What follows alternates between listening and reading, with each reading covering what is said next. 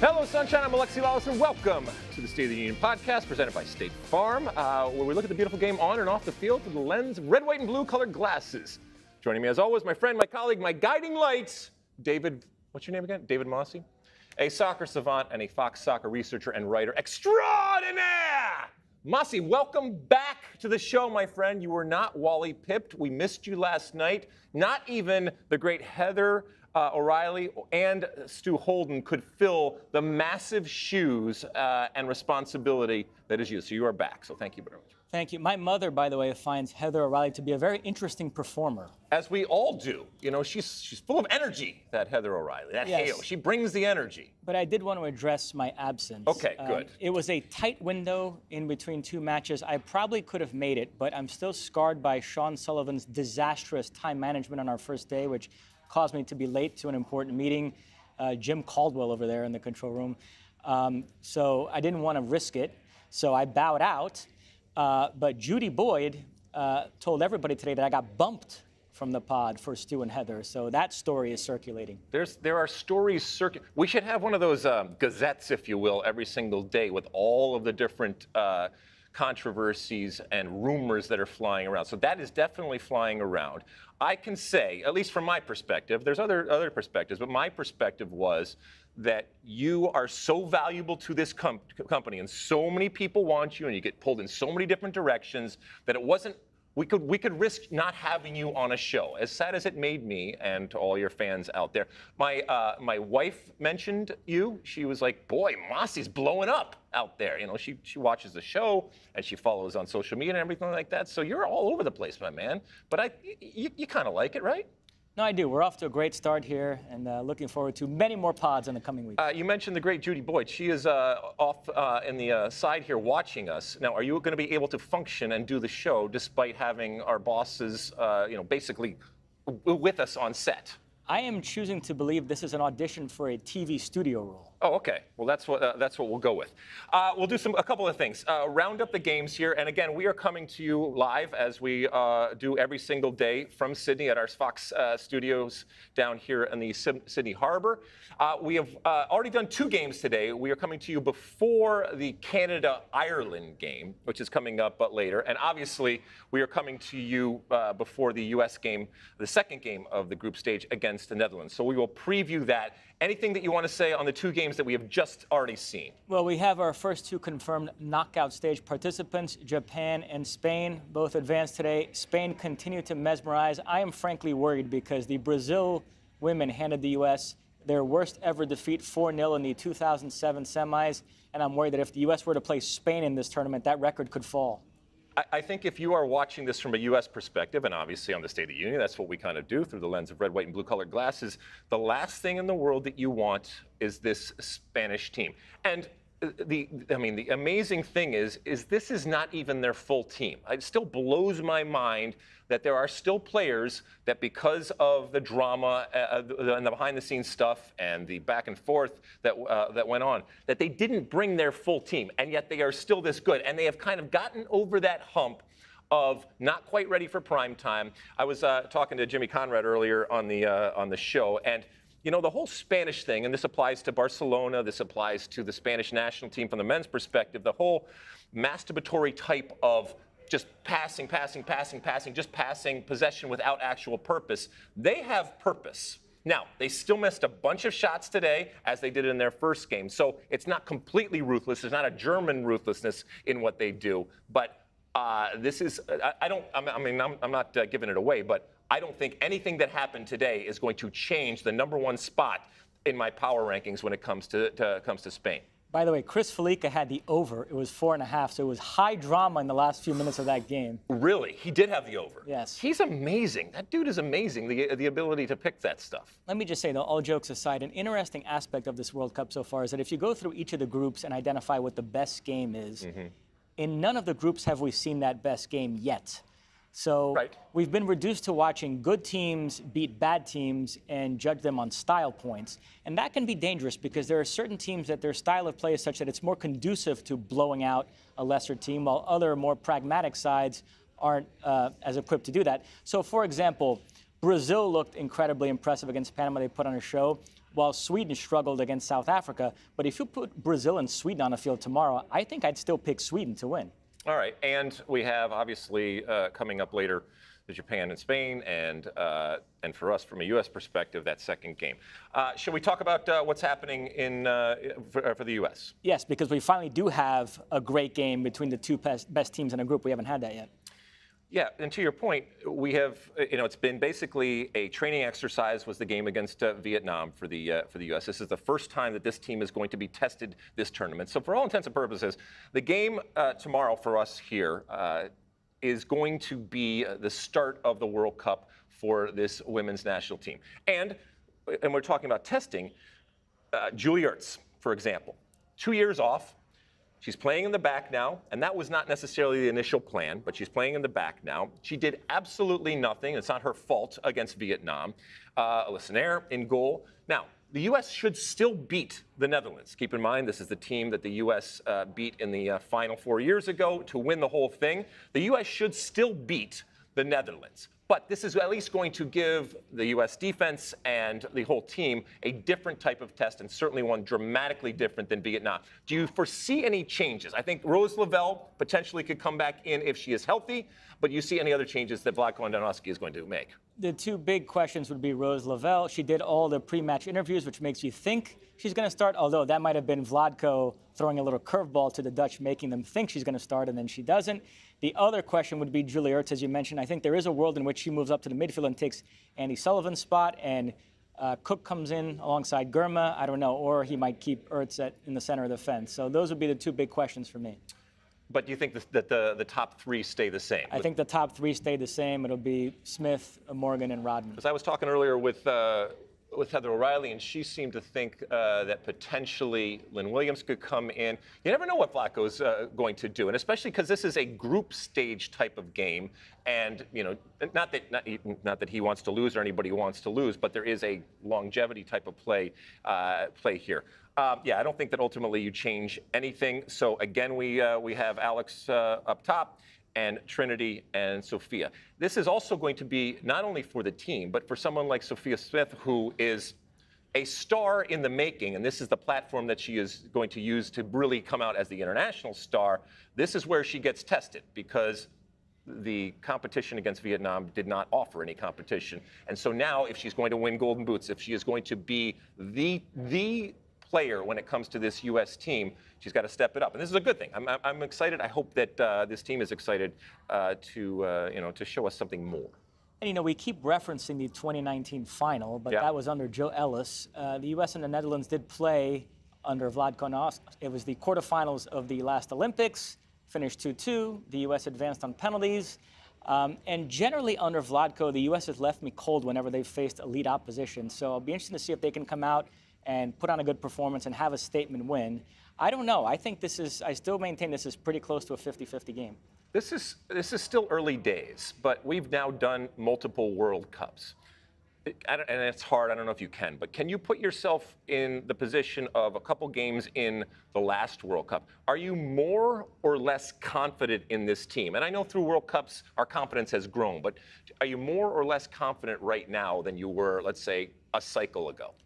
I would say less confident. You're less confident. Yeah, because of the rest of the world's caught up, or because you don't think that this team is as strong as those previous teams? Because I don't think this team is as strong as those previous teams. There's something about the U.S. under Vlatko. I know the numbers seem great. 9 wins out of 9 this calendar year. He's only lost 5 games out of 60-something. So on the surface, you look at it and say, what's the problem? But it's just left me cold the last 4 years. I don't think they've been as lethal, as ruthless as they've been in the past. So I think they're more vulnerable to get picked off in this World Cup. So you're saying 50-50 against the Netherlands for tomorrow? Big injury news out of the Dutch camp. One of their starting forwards, Lynette Berenstain, looks like she's going to miss the match. The coach today said 3% chance that she plays. 3%? Yeah. Now, she is a winger by trade, but she's been playing as a center forward because another player, Vivian Miedema, their best player, their all-time leading scorer, is out of this World Cup. So now, if she's out as well, it's back to the drawing board for them. But there are other names of note. Lika Martens, a former World Player of the Year. Brutz, an up-and-coming star. Jill Roord, who just swapped Wolfsburg from Manchester City, excellent player. The very experienced Spitze in the midfield. So it's a good team with some names of note. I think it'll be a very interesting test for the U.S. Do you think, and we'll move on for this in a second, but do you think if the U.S. were to go out and look, from a Fox perspective, obviously we want the U.S. to do well, we want them to go far, we want them to win and get to the final at the very least, but if they were to come out, and you already put this at a 50-50 proposition, if they were to come out and lose to the Netherlands, what level of DEFCON would American soccer be at in terms of the reaction? It would be bad, because it would be indicative of what I've been saying, that under Vlatko against elite opposition, the U.S. hasn't been as dependable as they have been in the past. So this would be a first indicator of that. It would make you worried come the knockout stage. Listen, we will break this down on all of our different platforms that we have out there, including here going forward. Because to your point, this is going to be one of those marker types of games, and a lot of the opinions going forward, especially as this team tries to have 3 in a row, historic, never been done, men's or women's. And is it fair? No, but we live in the moment, and the moment that we are in is U.S. versus Netherlands. And win, and it's, oh, here we go. We are on a rocket ride, and this is a team that you can get behind. Lose, and to your point, a lot of people are going to say, hey, this is not as good as a team. And certainly if they were to lose, they can still go on and get out of the group. That's not necessarily the problem. But ultimately, this is about winning the World Cup. And we will have all of the coverage. Like I said, 2-hour pregame show starting at what would be, let's see, 7 o'clock 7 o'clock Eastern Time p.m. for the 2-hour pregame show, and then kick is at 9. And then we have all sorts of stuff that's going on. We have Women's World Cup now, starting at 8:15, 45 minutes before here on Twitter and on our digital side. So we got you covered when it comes to this game and when it comes to the U.S. Women's National Team. All right, should we transition over to the other big story when it comes to soccer? Let's do it. This dude by the name of Messi, all right, continues to score goals. Obviously, Lionel Messi coming to Major League Soccer has been a huge, huge story. And he started out scoring one of the great goals in, I guess it would be Major League Soccer history when all is said and done, on a free kick. Oh, wonderful. So now he actually starts. He came on as a substitute in his first game with Inter Miami. Now today, and I was watching it at my hotel before I came into work, he comes in and gets his first start in Miami, again in front of that Miami crowd, and Inter Miami goes and completely demolishes Atlanta United 4-0. Now, a couple of things, Mosse, because I watched some of the reaction to this, and this is to be expected. This is what we do. I get it. I understand. But Messi scoring goals should no longer, and actually, to be quite honest, should never be a surprise to anybody, regardless of the circumstances, regardless of the team that he is playing for or the team that he is playing against.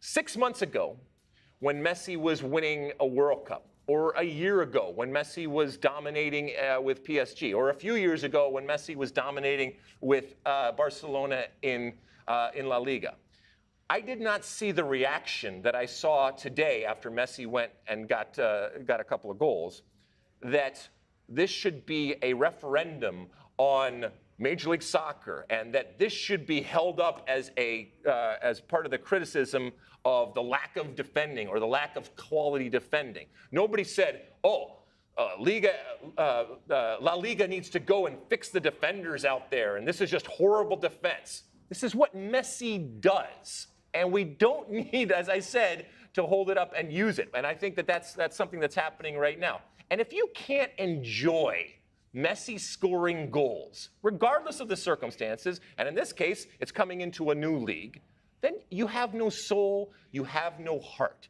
Just sit back, relax, and enjoy it. Not everything has to signify and mean something relative to what Major League Soccer is, or what Major League Soccer isn't, or what American soccer is, or what American soccer isn't. Just sit back and enjoy one of the greatest players, arguably the greatest player ever to play the game, continuing to do what he has done better than anybody else out there, which is score goals. But you knew it was coming. Of course I knew it's coming. This is what we do. And it comes from within, it comes from our insecurity, it comes from our inferiority complex. You know, yes, of course it comes. And it comes from outside. But I don't understand why it doesn't also come when he's doing it in a place in Europe. Why isn't everybody screaming and yelling and saying, you know what You know what League needs to really, really do? They need to go and work and spend money and get better defenders. They need to go. It's this horrible defending in League. All right. You know what they didn't do in Liga MX? Excuse me, not Liga MX. La Liga. They didn't say, oh, this is just horrible defending in La Liga. They didn't do that. No. But when Messi does it here, oh, it's because MLS can't defend. MLS doesn't have defenders. And I was talking to Jimmy Conrad about this. You know what? Why are you complaining that people aren't defending more? This is from a defender. I don't give a crap if defenders are good. I want to see goals. I want to see attacking soccer. I don't want MLS to now go run out and spend money on defenders. That's not sexy. Nobody gives a crap about that. People want to see goals. And Messi scores goals. People do not want to see defending. I can appreciate it, but I know I'm in the minority. I get what sells. And you know what sells? Scoring goals. And that's what he does. Anyway. But would it not be better if he has some bad games too sprinkled in? Is there not a weird tipping point where if he does what he did today, every game, and it looks like he's not even breaking a sweat in doing it, that reflects somewhat poorly on the league? But why? Why does it reflect poorly? 6 months ago, the dude was winning the freaking World Cup. And now he's a shit player? Are you kidding me? This is insane. No, I understand what you're saying. And for him to come over and just waltz through the league, but that's what he does. Believe me, Messi is going to have off nights. There are going to be games where he doesn't score. I will say, though, a couple of games has been enough for me to think that Inter Miami are not only going to make the playoffs, they're going to be a very dangerous team in the playoffs. Well, here's the thing, all right? Messi has now scored, 3 goals in his 2 games that he has played. Yeah. He has yet to score in Major League Soccer. He has scored within Major League Soccer because, again, as a reminder, he is playing right now, as all MLS teams are, in this, what are they calling it again? Leagues Cup. Leagues Cup. All right, incredible history. No, this is the first edition, the first year of Leagues Cup, which is all of the MLS teams and all of the Liga MX teams playing in an actual tournament. So who knows? His first accomplishment might be leading Inter Miami to the first ever Leagues Cup, and we will have that money shot of Messi holding up a trophy. But as soon as this tournament is over, he goes back to the reality of being in last place with Inter Miami. Does he have enough time to bring them back into the playoffs? Yeah, because this is Major League Soccer and things can happen. But it might be a very different situation ultimately when these teams get back to the actual playing of the league, the regular league, I guess it would be. I mean, to end on a positive note, it has been just an incredible start. It's awesome. Storybook. I mean, it reminds me of Zlatan against LAFC coming on, scoring that double. Better first goal, Zlatan or Messi? Messi's Zlatan. Free kick or Zlatan, right? Because it elicited that iconic John Strong call, come on, come on. Oh, it's awesome. And it was, again, I'll repeat, that was actually done in MLS, all right? Not in this, it's not ridiculous. It's a fun new little type of thing that's going on with this tournament. So I will, can he do it on a Tuesday night in Columbus, Ohio, or something like that? That's going to be the argument. But anyway, this is all good. To your point, this is all good. This is all positive. Anything before we go? Well, you mentioned we have Canada-Ireland coming up. With a loss, the Irish would be eliminated, which means all their fans here in Sydney would go to a bar to drink their sorrows away. If they win, those same fans will go to the bar to drink out of happiness. So either way. They will. They will. We're going to have all sorts of coverage like we said, but this thing is killing me. Look at this. Can you see this? I got up today, and I got up, and I was coming to work, and I just pulled these on. Have you ever done this where you just pull it, and I pull it too tight? Ugh. I told you I'd give you a little peek behind the scenes of what's going on. I have that, and then I have these shoes that I wear, and I can't get them white. So if you have any tricks, and I know the hydrogen peroxide, and there's wipes and all that kind of stuff, I put them in a bucket before I came, and I still couldn't get all the stains out of them. This would be tonight's tie segment. Right. And you wonder why I have a scowl on my face. And last time you weren't happy about my attitude when I brought up my tie thing. Correct. Okay, whatever. Anything before we go? By the way, Judy Boyd, long gone. She stayed for a few minutes. She's like, I'm not watching this crap. Okay. Anything before we go? That's it. All right. Well, thank you to State Farm. Thank you to everybody for reviewing and rating and subscribing and doing all the different things that you do out there. We'll be back here every single day here from Sydney at the Women's World Cup. And big U.S. Women's National Team game day. USA versus Netherlands. Bring it, baby. And until then, as always, size the day.